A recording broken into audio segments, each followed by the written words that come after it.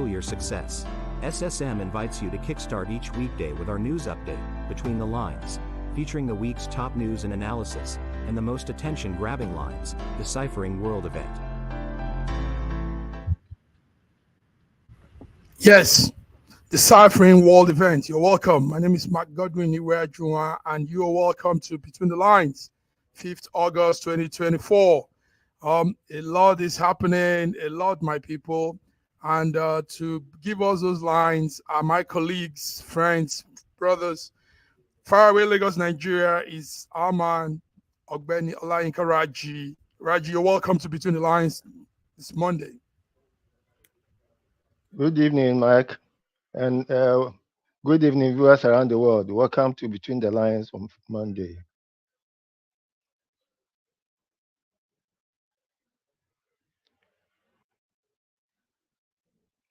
Can you hear me? The world is boiling everywhere. I can hear you. I think. Yeah. I can hear you. So also on the other side is our diva Fiona Akanu. Fiona, London, UK. We know you have a lot to tell us from that end. How are you, Fiona? Do I? Good evening, everybody. Welcome to all the viewers.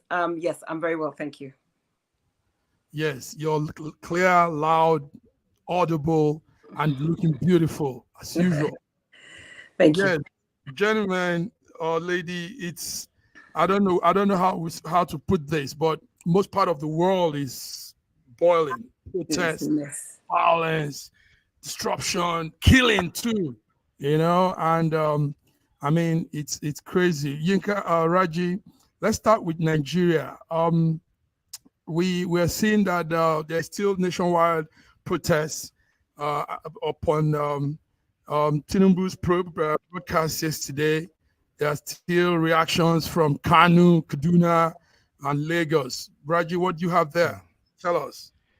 Well, I won't call it nationwide exactly, but yes, there are still a few places where we are getting reports of protests. Sufficiently, Lagos sector is, I think, almost shut down. It's the riot and destructions that's coming from Kaduna and Kano that is becoming quite troublesome. Currently, there's a 24-hour curfew in both Kaduna and Kano, and I think in Niger State too. It's always strange to have a 24-hour curfew, but I think that's what it's on now. It's always strange to have a 24-hour curfew, but this one is strange. Yes, this one is boiling real strong. We are seeing things too, apart from what you've just said. We're seeing some very strange things. Protesters holding on to Russian flag, young boys and girls chanting songs in Hausa language and running through the streets with Russian flags. And we're also seeing hoodlums still plundering, taking people's goods, people's property. Fiona, are you following what's happening in Nigeria? Are you seeing those things too? Yes. Before we go on, I'm sorry, Fiona. Let's bring in Femi. Femi, okay, is here. It's so nice to have Femi on Monday. Femi, you're welcome. Hello. How are you? Lovely to be here. Good. So, yes, Fiona, are you seeing those things? Maybe before you say, let's see some clips of what's happening, real-time events unfolding. Let's see some of those clips. So this is Ojota in Lagos, southwest Nigeria, and Ojota had a small protest this morning. Ojota, what we noticed was people gathered midday. It was midday actually, not in the morning like the first day of the protest. Midday, there was that gathering, and there were security officers around with them too, to ensure they don't go out of control. So these are some of the clips we've had from Lagos, and there are those clips from the north. People holding on to the flag of the Russian flag. I mean, that was real strange. So, but Fiona, tell us what's going on from your end. I mean,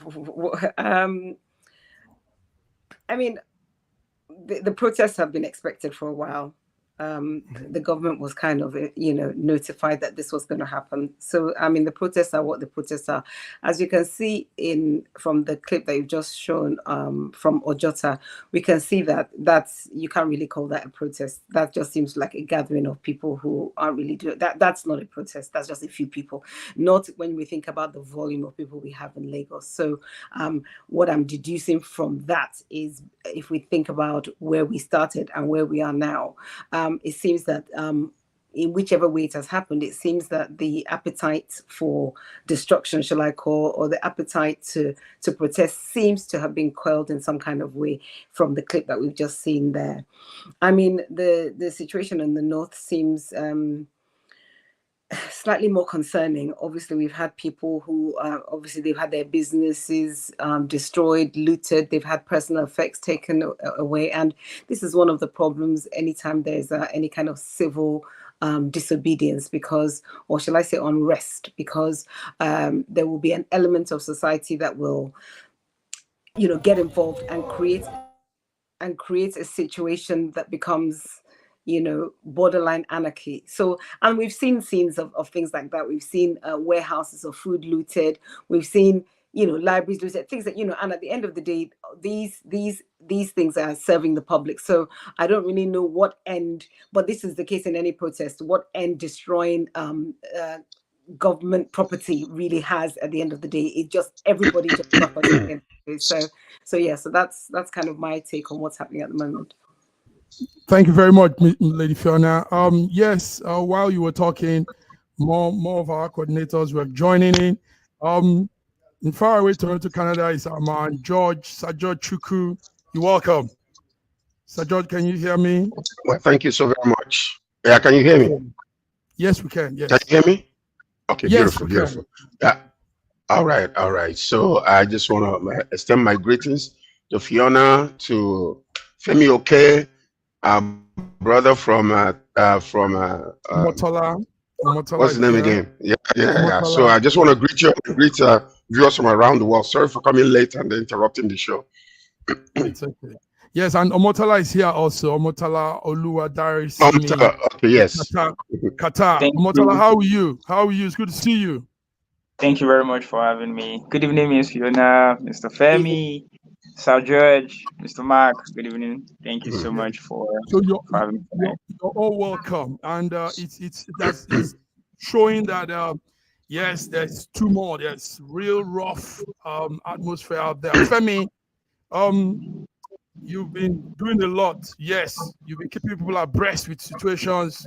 You've been saying your thing. You've been giving your viewpoint. Tell us what's happening.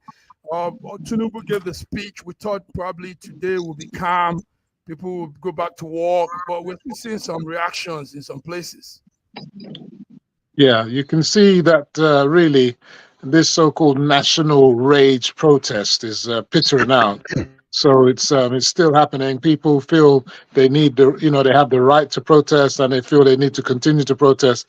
I think they've made their point. How long they're going to go for, it's really up to them. But really, it's losing steam, and then it will get to a point where people will just start to think that they're just being a nuisance. That's what's going to happen. And what's happening in the north, it's getting more ridiculous. People going around with Russian flags and all this kind of silliness, and still going on with violence. So, at the end of the day, if they continue with violence, they will lose the support of the masses, the people, and then it will just become a mockery of this whole thing. So, if you want to protest peacefully, no one will object to that. But once violence comes into it, the whole protest comes into disrepute. And anyone found to continue to support it would also be seen as an inciter and a supporter of violent protest.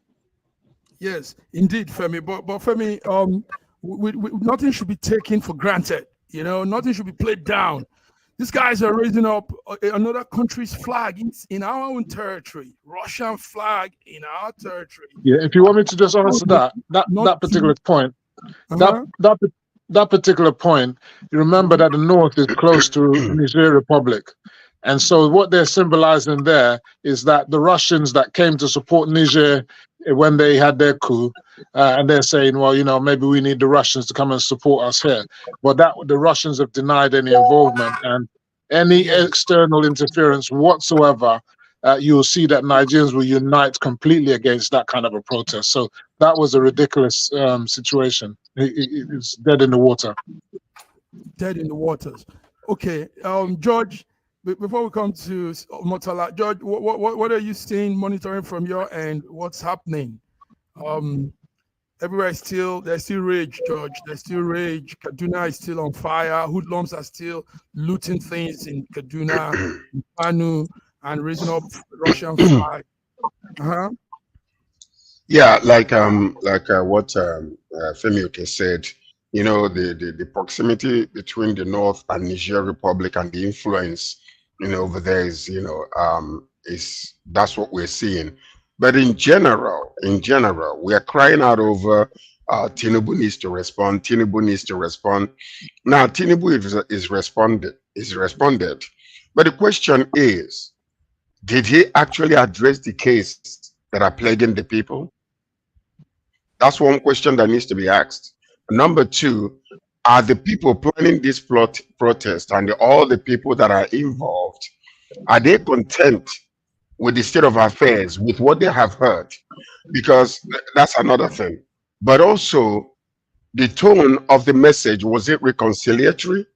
Was it with compassion? Was it addressing the main issues that the country is facing?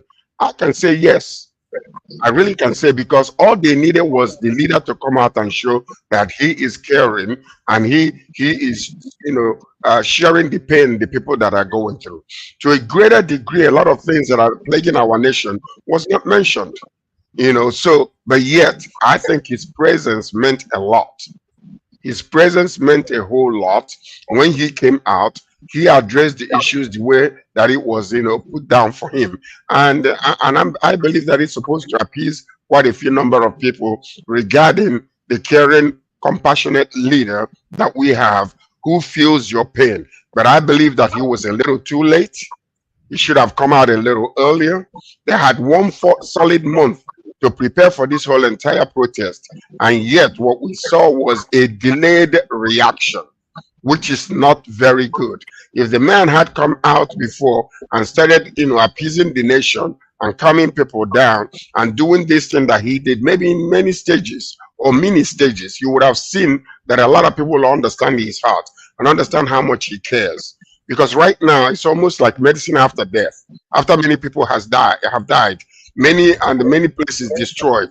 So he should have come out a little earlier and preemptively prepare himself for knowing that for this length of time, those times that they wasted bringing out anti-protest protesters to come against and demonizing the whole entire thing is actually part of the result that you're seeing now.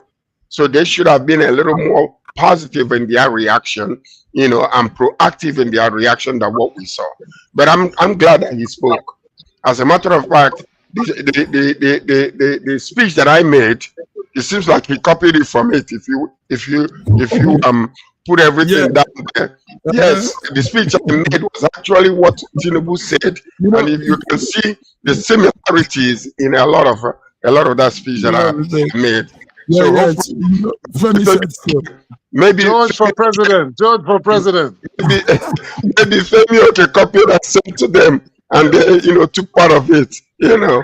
So, but I believe we have come to that point right now where we ought to all start looking in the same direction together. Like what who just said that, you know, Femi, okay, diversity is our strength.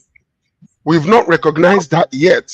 We need to come to the point where we will see the beauty of how God designed and put us all together in each different place where we are, contributing to the success and the prosperity of this nation. Nigeria is the most beautiful country. We are blessed with a different DNA. in our blood, in our system. Everywhere we go, that's how we are. So right now, I think there ought to be peace. These people, like what the president was saying, was put your sword down, put your protest down. Come, let's dialogue, let's discuss. And that is what I think will help our nation. Not this bigotry and fighting and nonsense that is, all these illiterates and self-centered and self-profiting people that are trying to, bring the nation into a chaos. We don't want that. We condemn the deaths and we condemn the violence in the north. They need to know how to protest instead of rioting. That's not what this is all about. Thank you. Thank you, George. George is still in that light of the speech, protest speech. Thank you. George, Simi, but there's something that should be noted. These protesters arranged a 10-day protest. So no matter what intervention anybody is giving, they've mapped out 10 days. 10 days, Simi. You think the president's speech might halt these protests? For me, I just feel like, honestly, I felt comforted when the president had to come out to speak, and address the situation. But like just like Mr. George said, I felt disappointed to the fact that he had to wait that long to come out. I mean, it's a domestic situation, and what we wanted was just for him to come outside and address the children, that they speak to us, and that's it, we'll be fine. But like, he stayed back, waiting. Did he think we were threatening him or something? Like, why wait so long to come out?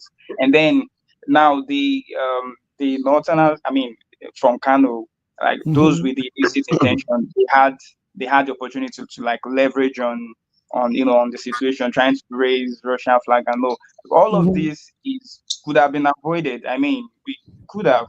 So whatever is happening now is all due to his lateness to coming to address we Nigerians. So it is what it is. It is what it is. Femi, I'll come back to Femi because Femi has more on this. Femi, to be honest with you, George said something else, but I don't agree. The president's speech didn't address the protesters' list. He didn't address it. He was more of protecting. Yes, you can't be a president and this kind of chaos arises and you're just there. He only tried to, just calm that down, but he didn't address. We want those pinpointed addressing the issues. Okay. Femi. So do you want my view? So one, I don't think that the president spoke a moment too late or a moment too soon. Even in the UK, PM Starmer took a couple of days before he came to make his speech. So it was actually kind of funny that what was happening in Nigeria was happening pari passu with what was happening in the UK. So they were happening at the same time. The same day when Tinubu did his speech, Keir Starmer done his speech. So, and the havoc had already been done, and I don't think the havoc would have been averted. The people were hell bent on doing their thing, and that's it. The other thing is, when you have faceless people making spurious demands, you as the president, how do you which demand is it? You could have 100, 1,000 demands. So no matter what you want, he would have been said to have not addressed their demands, because they weren't like a specific list of demands that you could say, okay, he's addressing in this. But by and large, the general demands were to do with the hunger, the poverty, the subsidy removal, the naira, and so on. But what gladdened me was the fact that he did address those things. What George should have said, and then the other chap there should have said, it's not that he didn't address them, but he didn't address them to their satisfaction. But for me, he addressed them to my satisfaction, in the sense that I didn't want to see a situation where he will kowtow and recant and say, okay, we're going back, we're going to do a U-turn on the subsidies, or we're going to do a U-turn on the naira, which is not going to happen. I think he needed to stay the course, and that's what he did. He addressed them, he acknowledged them, but of course he's going to stay the course. In 2012, when Goodluck Ebele Johnson was faced with a similar situation, he kowtowed. and he brought back the subsidies. And that is part of the problem that we're facing today. You should never have kowtowed, and it should have stayed the course. And I think it takes a strong leader to, in the face of the overwhelming protest and the mass suffering of the mass, to continue with what he's doing. And he's given them examples of the things that he's doing that in the long run will alleviate the problems. And finally, what I wanted to say, there's this notion that government is not caring and had no plan and they didn't know what they were doing. That is a lie from the pit of hell. If you look at the trajectory from the passing of the PIA, the Petroleum Industry Act in 2021, mind you, 2021, almost 3 years ago, there was a stepped plan of what was going to happen. What was going to happen was that Dangote's petroleum refinery was to come on stream. The other refineries, the NNPC refineries, were to come on stream. Okay, so that by the time you were looking at the end of the inauguration, those things should have been put in place. But unfortunately, and this is the thing with Nigeria, putting good plans in place, but unfortunately, execution is always our problem. The Dangote is not producing. Why is that? Port Harcourt refinery is not producing. Why is that? So some can say there's a conspiracy to mess this whole thing up, to keep us imprisoned and shackled to Western supply of refined products. But I believe that within the next month or two, or before the end of the year, I believe we will be producing PMS in Nigeria.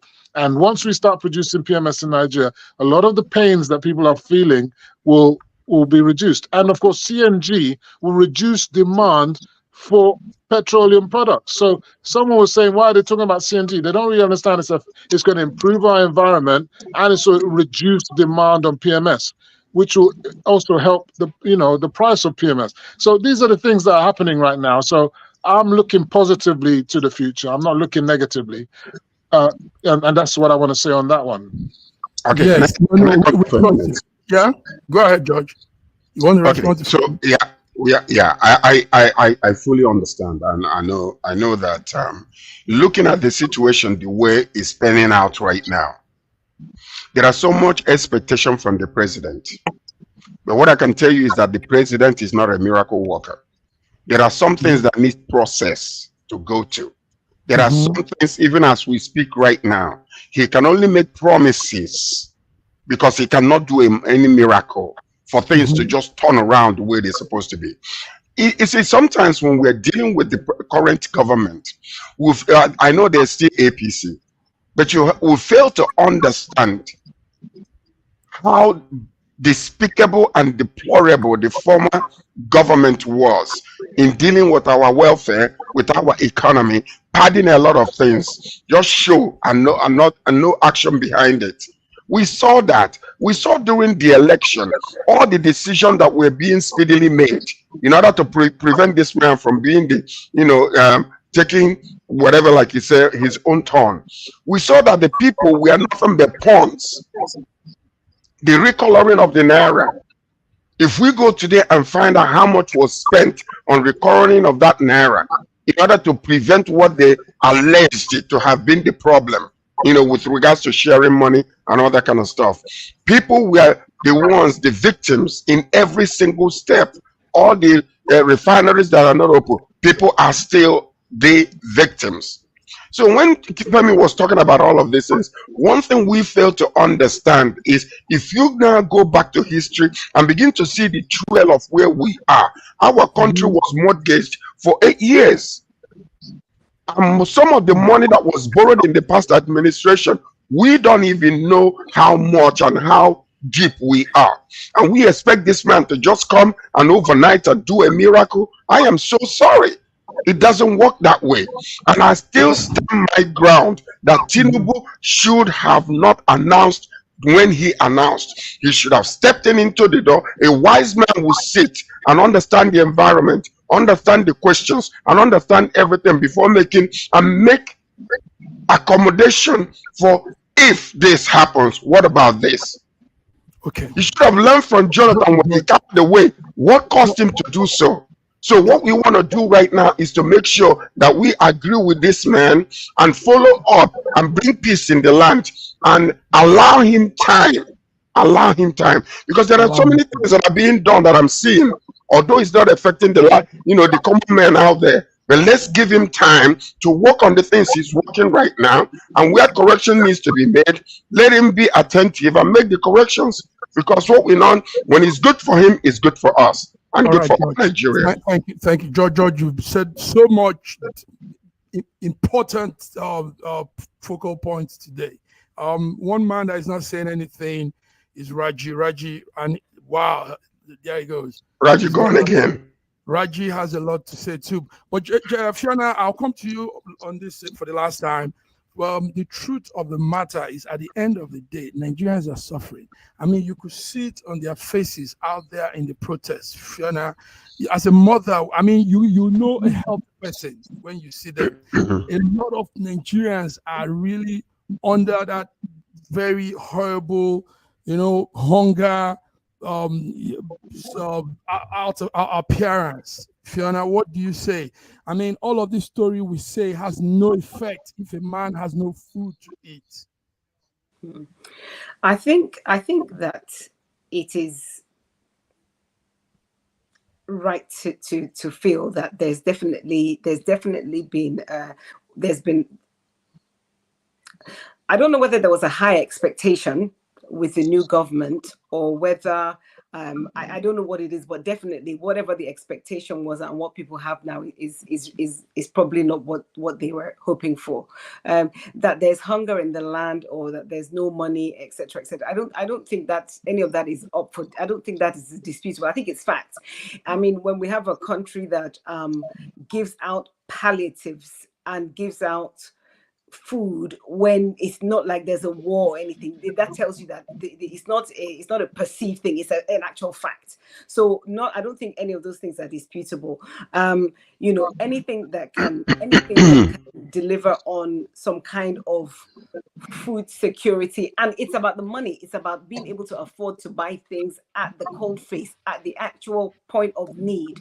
I think that's the key thing, because once it's a common saying, once you're a hungry man is an angry man, and I think that a lot of this is being fueled by anger. We had the man that collapsed the other day because he thought that at the protest there was going to be food, which tells you that this is probably someone that hasn't eaten. I mean, you don't just collapse after not eating for a few minutes, So I mean, the hunger thing, I think it's genuine. I don't think anybody's pretending that there is no. I think it's a genuine thing, So I mean, but things to address things like that are not things that happen overnight, unfortunately. I think Sir George has also alluded to that fact that to make proper, consistent, permanent change is not something that you could just wake up and say, oh, we're going to do this, so therefore everybody's going to have food. So I think it's getting the macro and the micro factors in check and in hand, and titrating them so that there can be an improvement in the situation across the board. But it will take time. It's not going to happen overnight, regardless of what anybody comes out and says. It won't happen overnight. The micro and the macro strategies are not yet in check. Companies are leaving our country. Big farmers, big conglomerates, big tech. Raji, let's hear you. What's happening? The protests and your views. Okay. As for the protest, I think it was ensured to happen so that it will cause a distraction for the people. While we are protesting, I understand that a loan of about $500 million has been taken. The ways and means, whatever, has gone up by more than 12 trillion naira. Now, for food security, currently across the whole of the Middle Belt, I spoke to somebody in Kaduna this afternoon. What is happening across the whole of the Middle Belt, which is the food basket of the country? People are not able, who have been displaced from their homes into IDP camps. Some of them have returned to home, but they can't go to farm because of this insecurity in that area. If you go to the farm, you may be kidnapped, and since the government seems to be paying ransom so easily, it has become an industry that is not going to go unless the government takes with a serious hand. So food security is a serious issue, and it is not a matter of that we should all start planting in our backyard. I have plants in my backyard, but there's a duration from planting to reaping. There's a duration from buying a fowl and then. I think we lost Raji again. Femi, you Yeah. heard what he's saying. Yes, before we go on the break, Femi, give us one last take. Look, as I want to agree with a lot of what people are saying. It's not something. The solutions are not going to happen overnight. It's going to take a while. And you see, when you look at the problem of Nigeria, it's complex and it's not as simple as just Tinubu failure, APC failure. Food, in fact, just looking at food, for example, it's just not a simple matter of just grow the food. If the majority of your farmers in Nigeria are using hoe and cutlass in 2024, and your population is 230 and growing to 250, how are you going to feed yourself? This is impossible. That's the key problem there. Whose responsibility is it to feed us? Is it the federal government? Is it the state government? Is it the local governments? Is it the communities, for example? You understand? Because at the end of the day, it's a private sector scenario. So if you yourself are not trying to feed yourselves, you understand? And then you have situations where people in the north are killing themselves. You understand? Fulani herdsmen are eating up the crops of their own people. Bandits are kidnapping their own people. Then, it's self-inflicted madness. And then you in the south are sitting down there watching them in the north, and you're not getting food, and you have not said to yourself, all right, you guys in the south, let's start feeding ourselves. And then you want to blame everything on the one man who's the federal president. This is insane. It's completely not. You can go on the road and start crying, Nobody is I'm blaming hungry. the federal government for everything. Raji, please. You can say you're hungry, but it's self-inflicted as far as I'm concerned. And that's why people tend to have a kind of negative tonation towards me, because I just tell it as it is. Don't sugarcoat it. Don't try to mollycoddle it and make them feel good about themselves. You are failing. You, the people, are the ones failing, and government as well. But take your responsibilities. Local government, state government, and communities and farms and villages. Take responsibility. Families, take responsibility. Okay, Yes. now, I heard both of them. I did. But what I have to say in this whole entire thing is this. You see, it's the little foxes is what usually destroy the vine. When we were looking in the middle belt for the past few years and saw the strategy of removing and replacing these people, or if I don't know if I will call it gentrification or whatever they were doing, but removing for whatsoever the reason might be from the people from the upper north, removing these people from the middle belt, we saw what was going on. It was creating insecurity in that area. These people, as much as they don't have mechanized agriculture, they were producing enough to feed the nation and even some of the neighboring countries with their own, old ways of doing their farming. But they had enough people doing it that the nation was not crying out. But we saw progressively how they kept on moving these people, putting them in ID camps, and then replacing them with folks that are coming in. These are the things that are causing problem for everybody. Yes, when your little toe is hurting, the whole entire body can become painful because of that. And that is one of the major problems. We never solved the problem of insecurity in those areas. So we need to really get down, and even if we have to deploy the military in that middle belt, let's deploy them. Let's protect that area. Because if that is our food basket where food is coming from, it is our responsibility and the government to call sir and say, this is what we got to do. Now, and anybody that is caught kidnapping or doing those things, I think they need to reinstitute firing squad in Nigeria to bring the fear of God upon people. Because this nonsense is too much in Nigeria. And we need to come to that place where we mean business. Thank you, George. We really went on with this for some time. There are other news also flying around, gentlemen, but let's come back. Let's come to that a few minutes. Thank you for joining, viewers. SSM Monday Between the Lines.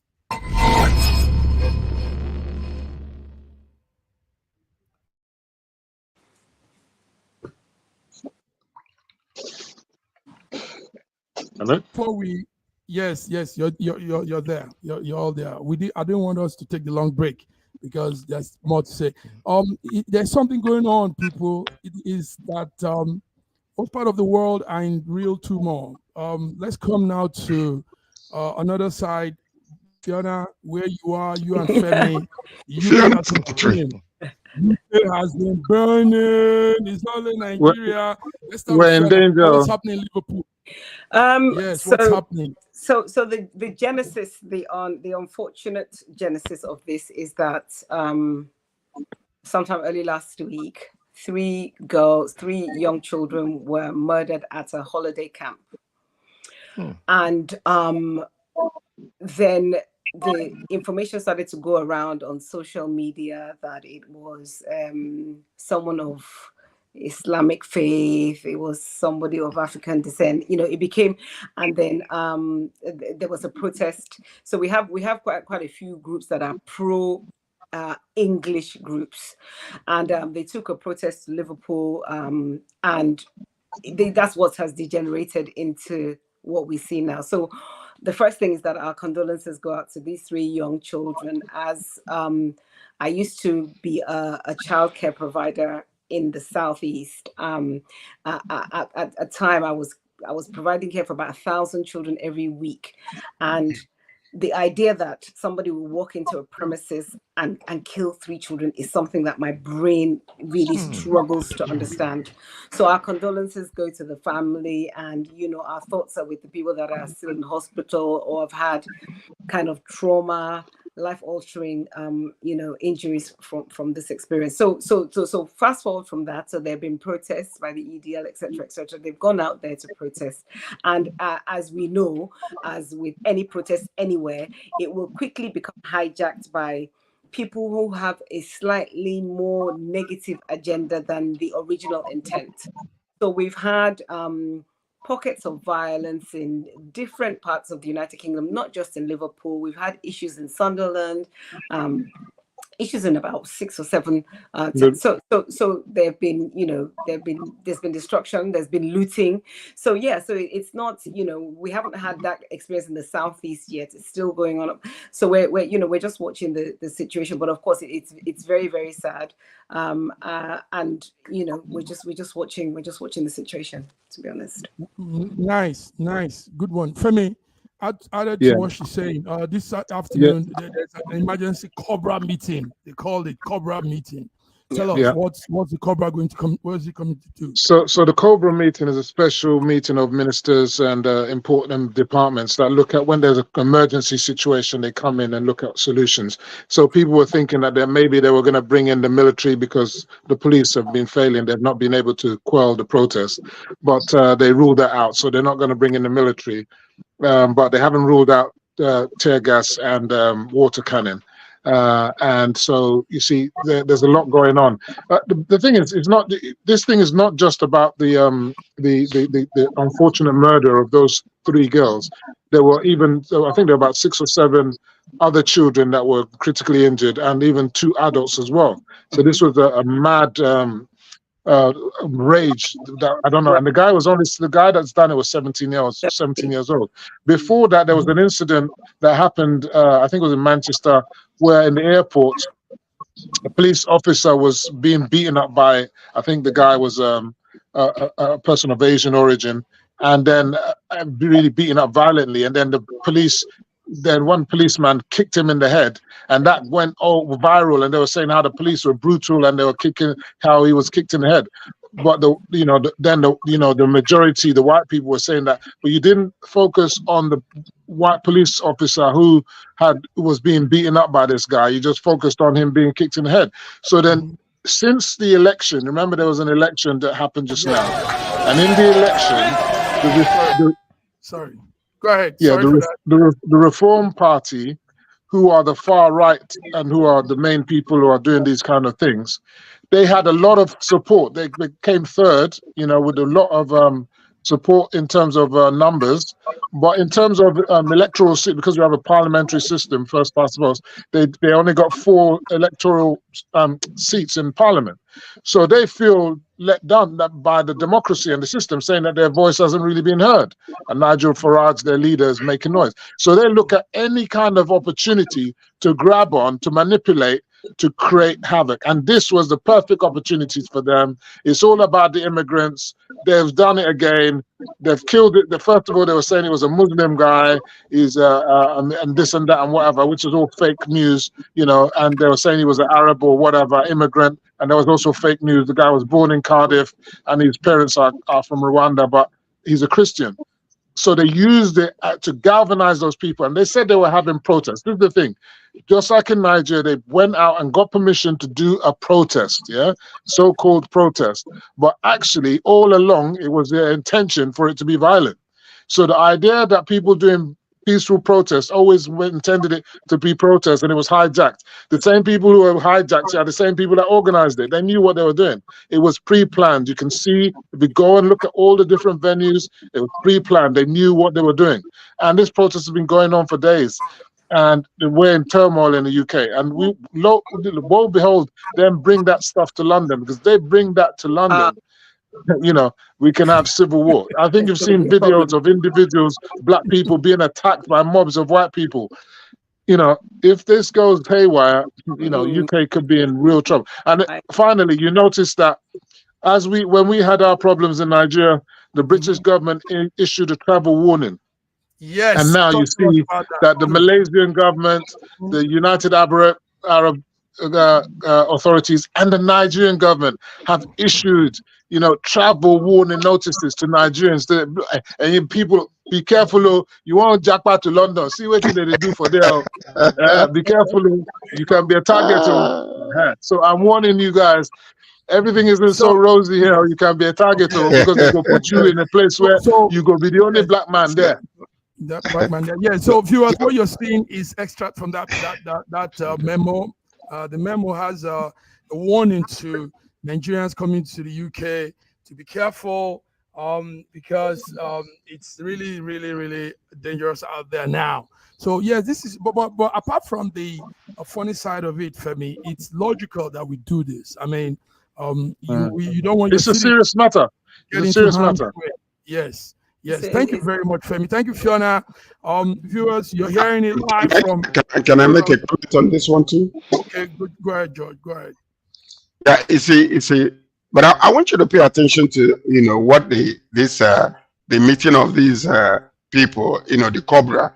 Cobra actually means Cabinet Office Briefing Room A. You know, that's basically what it is, where all the military, the police, they will all come together to deliberate on the best way to handle the situation. But here you are seeing that they have refused. Remember, the police usually don't carry gun in UK, right? That's true. The military carries gun. But in spite of all that is going on, they refuse to bring the military into the scene. They have a special task force that will deal with it. And that task force will actually include people of first responders, those that, you know, mediators and all that kind of stuff. It's not just bringing military people out who are trained to kill. So I want you to pay attention to the way they deliberated on this and decided on making a quality decision for the sake of the people, because they care about their people. So I want us to pay attention to that. Secondly, yes, I was going to say that. Yeah, I think the English people have a very good way of facing off with protesters, but you don't have that in all of Europe. France, for example, will by now would have killed like 2-3 people. You know, France don't give a heck. I know, but the reason why I wanted to bring this up is because, you know, what we do most of the time, we condemn our own.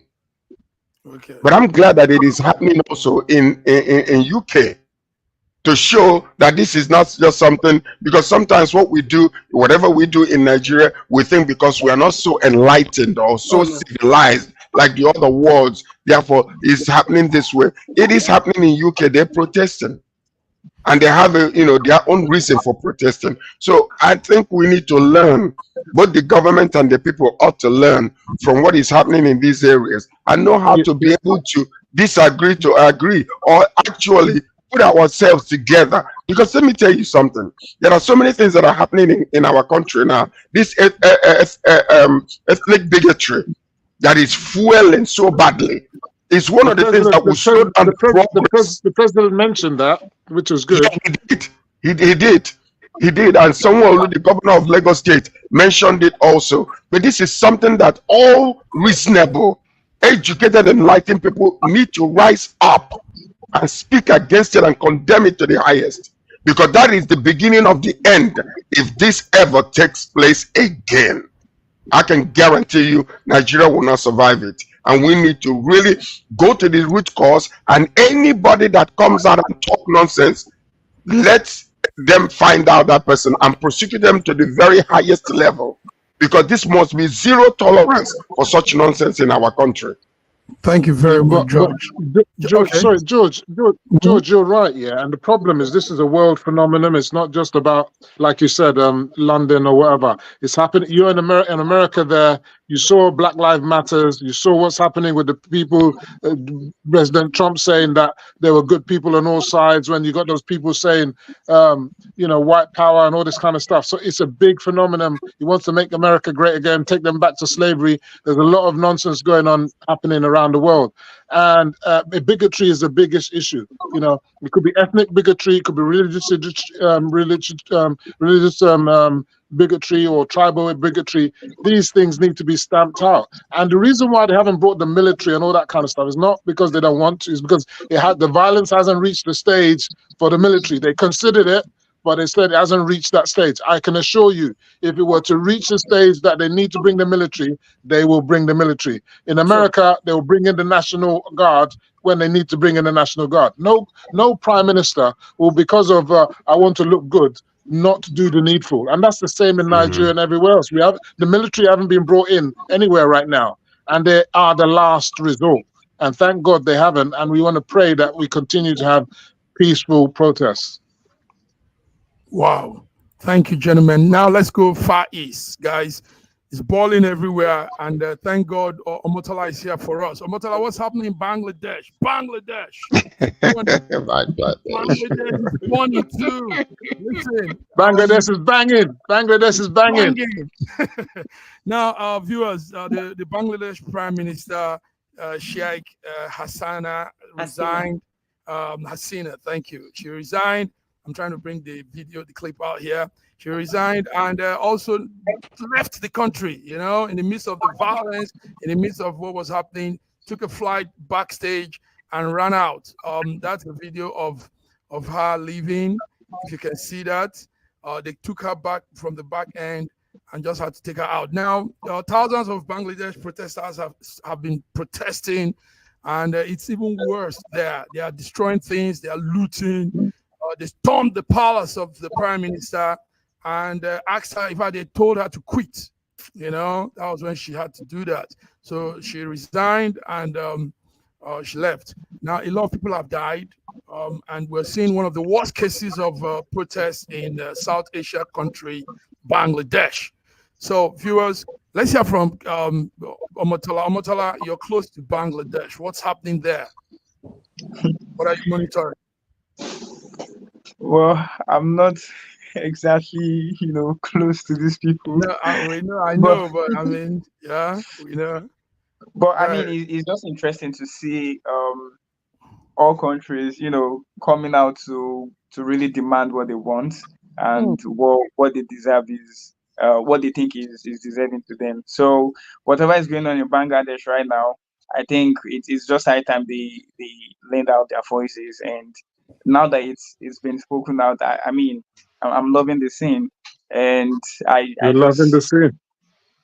Yeah, I mean, let's see how this plays out at the end. I mean, at the end of the day, it's just for the betterment of the country, if you look at it. Who wants to chip in? Because I'm happy to chip in. I'm not chip in, my man. So what is the for me? I'm sorry, Raji has been going back. Oh, sorry, Raji. Yeah, let Raji speak. Raji, can you hear us? Are you stable now? Yes. Tell us what's happening in Bangladesh. I think so. Okay. I think it's something to do with my band by network. And I'm suspecting Femi. Please, I'm suspecting him. Now, talking seriously. You know, see, what we Yorubas, we like attacking each other. We Yorubas. No, but talking seriously, I just want to chip in about military coming into the route in Britain. It is very, very unlikely that the military will be called in. What may be called in will be something like the National Guard in the US, which is a paramilitary system. It is not a military, because there's a clear distinction between the duties of the military and the police. The military are trained to protect the enemy, to protect the country against the enemies of the state. And therefore, whenever you call them into the state becomes their enemy. So there's not likely that the military will come into the British space. Now, going back to Bangladesh, it's very difficult for me to understand the mentality of most people who are in government when they see that, look, your government is being very, very unpopular. You are doing things that are unpopular and people are complaining, and you are still insisting on it until you are disgraced. It is not even fair to themselves. You see, it's not even fair to themselves to be so stubborn and not to see the writing on the wall.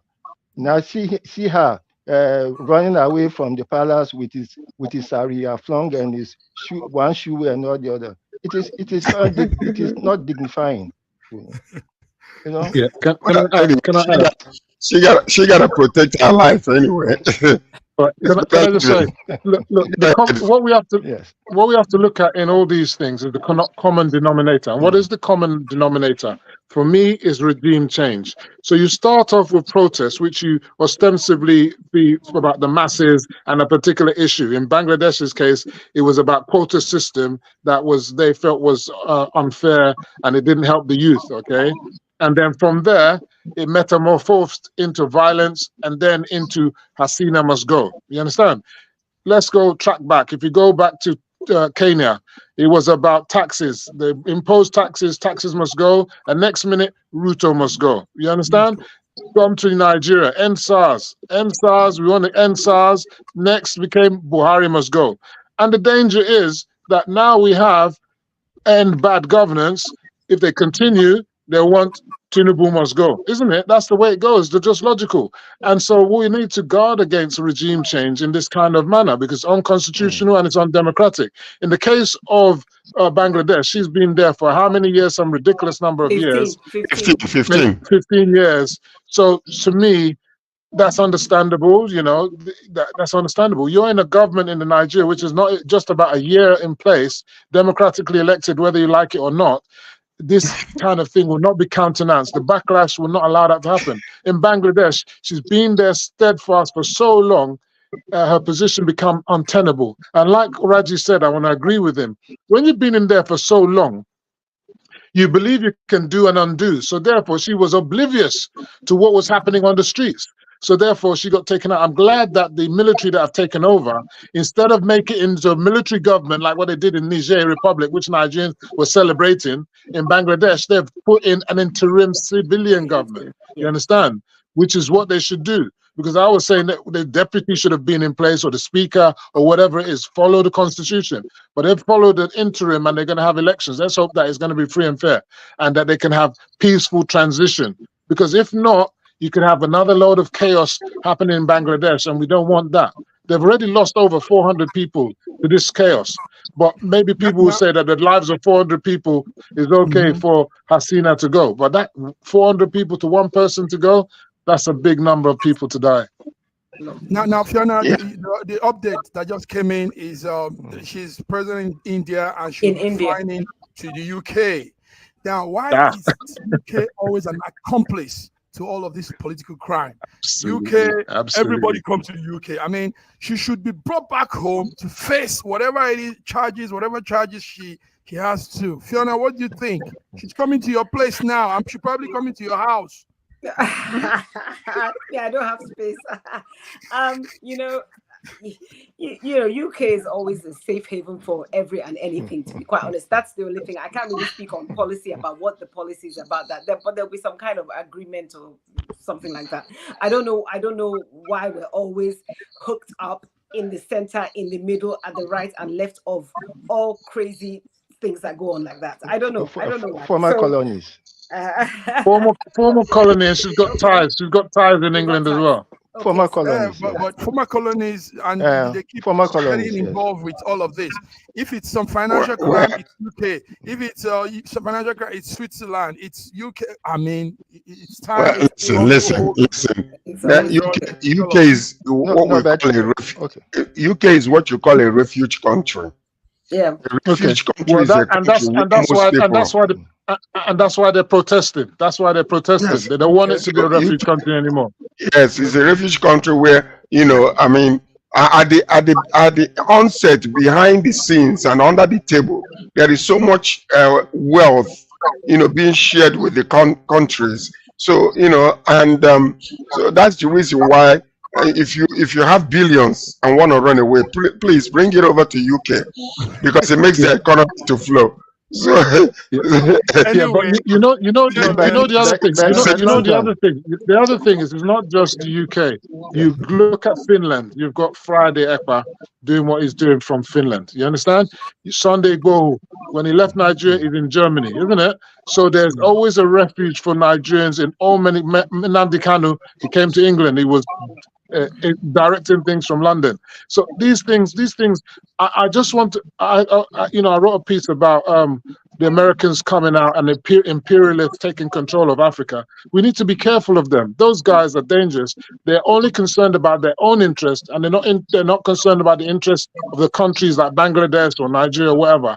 You know, in all circumstances, like someone said, she should be deported back, extradited back to Bangladesh to face trial. I can guarantee you the British will not allow that. No way. They will rather sit on her money here and enjoy her money. Thank you very much.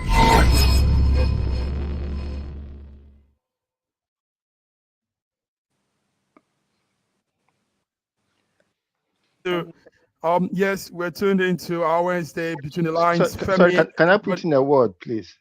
Okay. Yeah, go ahead. London, the city of London is the financial capital of the world. Mm-hmm. Oh, we missed him again. Oh, okay, Raji, that's you saying a good point there. That's a good point there. Let's just run through some news making waves this evening as we go on. Vice President Kamala Harris will be expected to announce her running mate tonight. George, stay on guard for us. Let's know who that person is. So that's right. Yeah, we're hearing that. Also, you guys remember the Olympic is still on. And the Olympic is still on. A lot of people are pulling up some real good performance there. The young lady called Simona Biles. Right. I was going to say that our Nigerian 200 meters runner, I can't remember her name, but she's through to the final. And the D Tigers, the girls, the women basketball players, they're through to the quarterfinal. They beat Australia and they beat Canada.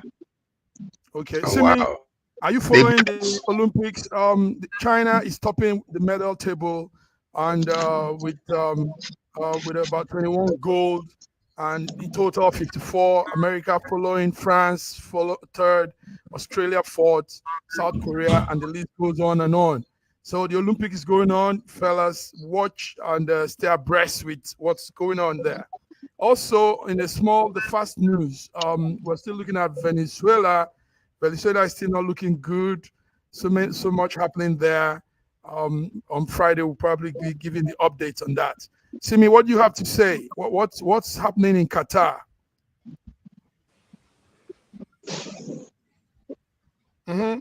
Simi, can you hear me? Yeah. Yes. What's the update from your end for Middle East? Apart from Bangladesh, what other place is brewing? We in Qatar for now. For the Windows issue we had in the past, like the Microsoft issue we've been facing, part of it has, I think it's actually has reduced now. So Okay. we kind of like find a solution to the whole thing from our own end, and some other applications are being put to place to replace the use of Microsoft. Yeah, so nice. good Update, Mr. Simi. Good update. Yes, thank you. George, we know, like we said, the announcement will be coming, so we'll probably do that on Wednesday. But what do you have to tell us, George? What's happening in Well, we just enjoyed one of the biggest festivities here in Canada, which is Caribana. You know, it's relating to Caribbean countries coming together to do a big show, and many countries will come out with their own outfits and different regalias and everything, and go out there and then showcase on boats, crossing. So we just enjoyed it. There are so many people came from the different parts of the world, and especially US. That's where we get most of our, and it's really a weekend to visit Canada during the Caribana weekend. We have millions of people coming over. So we just finished it. We had 2 concerts here also. Keith Daniel was in town.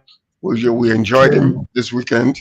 So that's what we did. So, Canada, today is holiday in Canada, actually. It's a civic holiday. We're still having fun. Nice. Yes, that's why your voice has been going dry all day. Because that's right. See,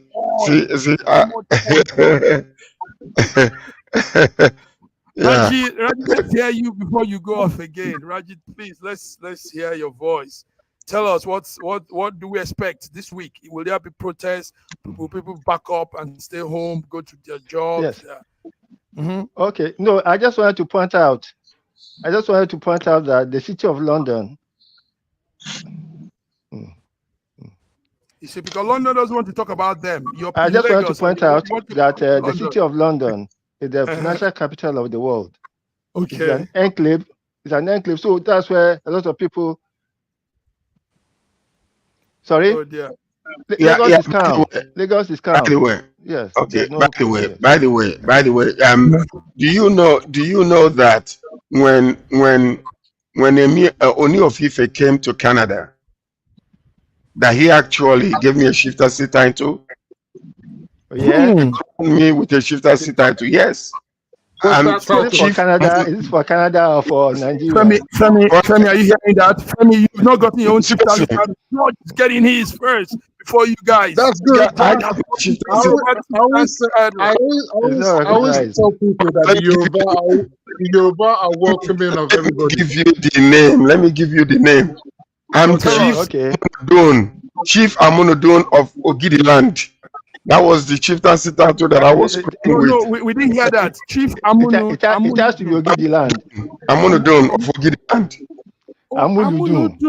That's Amuludun, yeah. Somebody that brings form. Amuludun, yes. That's right. So you're the man. Very man. Is that why you have that beard? Is that why you got that Father Christmas beard? That's part of my legacy. so I wanted to let you and Reggie know, Chief. So when you're addressing me, you have to have that royalty type of respect for me, please. Because I'm that's why you're Sir George Chukwu. Okay. With the English way. So that's why you're All right, George. Sir Chief. Nice. Are the only lady in the house? I hope you're learning Yoruba. Are you learning Yoruba too? Chief George, are you learning Yoruba? It's for Gidiland. It's for Gidiland. Okay. It's not for Gidiland. But you're representing. That's right. The only lady in the house. What do you have to say before we go? I just want to say something quickly about the protests up north-ish. I just want to say that I'm actually quite happy that it's actually university break time, because a lot of children, my daughter actually goes to university in Liverpool, and my thoughts have been, if these kids were all at school with what's going on at the moment, it would be quite a scary time for all of them. So I'm just grateful that that's the situation at the moment, and I just hope that everything will be quelled soon. And I just hope really that all this chaos that's going on in the whole world, actually, I just hope that it will all come to a positive end very soon. It's not yeah, it's not, it doesn't have any kind of feel good factor attached to it. So yes, that's all really. And I hope everybody has a good week. Yeah, that's the mother side of Fiona. You know, mothers are always caring and, you know, thinking very sad. Thank you. Very sad that it seems as if the world. Go ahead, Raji. It seems as if the world is more interested in chaos than in peace now. The world is more interested in chaos than in peace. I just read that the Israelis are preparing the bunkers against invasion from, instead of spending billions to settle the place, they are prepared for chaos. Oh dear. As well. Anyway, viewers, we all pray that the chaos reduces. We don't want any more of this. We really don't want like Kamala Harris, you know, I'm up with what's happening in America, and Kamala Harris is going to be naming her vice presidential candidate tomorrow at the very latest. So I'm looking forward to see who that is. And I'm just thinking that we've had bad news from America in terms of the unemployment figures were higher than expected. The stock exchanges crashing all over the place. We're anticipating to have maybe fall in the interest rates because they need to G up their economy. With a bad economy, that doesn't bode well for Democrats to win. And so I'm looking at the whole thing and I'm saying what's happening. And I think the wars in Ukraine and Israel, and Palestine, they're not helpful for America. And we need less wars so that we can focus on development. So, yeah, I'm with everybody. Let's have more peace and love than all this hate and killing. Thank you all. Listen, everybody have a message. Nigeria, one Nigeria, one Nigeria, one Nigeria. Let us look in the same direction together, never looking at each other. We are one. Diversity is our strength. God bless you, George. God bless you, Femi. God bless you, Mama in the house, Fiona, and Simi. Thank you all for coming. Raji, man that tells it as it is. Thank you all. My God, you have to find a northerner to join us on this show. We need to find a northerner to join us. No, we have one. There's a young man with us, Aliu. Aliu is with us. He needs to come on the show. Running up. Yeah, Aliu is joining us soon. You'll see Aliu. All right, guys. Everybody. Thank you. Okay, Thank you. Have a good evening. Bye-bye, everybody. Bye, everybody. Bye-bye.